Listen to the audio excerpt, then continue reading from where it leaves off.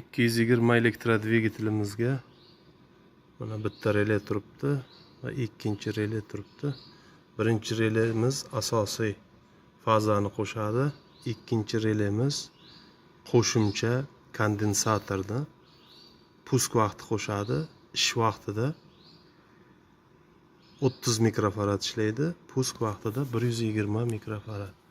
Mana 120 mikrofarad pusk vaqtida va 30 mikrofarad ish vaqtida doimiy ishlab turadi. Hozir bu elektrodvigatelimizga ushbu kondensatorlarni ulaymiz va ishga qo'shamiz. Mana elektrodvigatelimiz.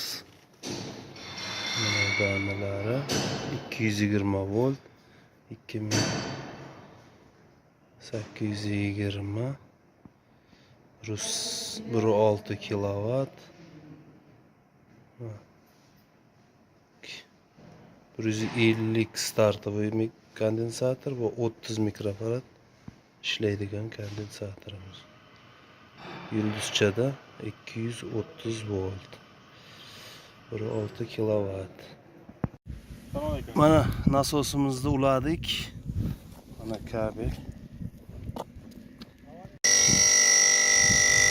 Mana nasosimiz ishlamoqda.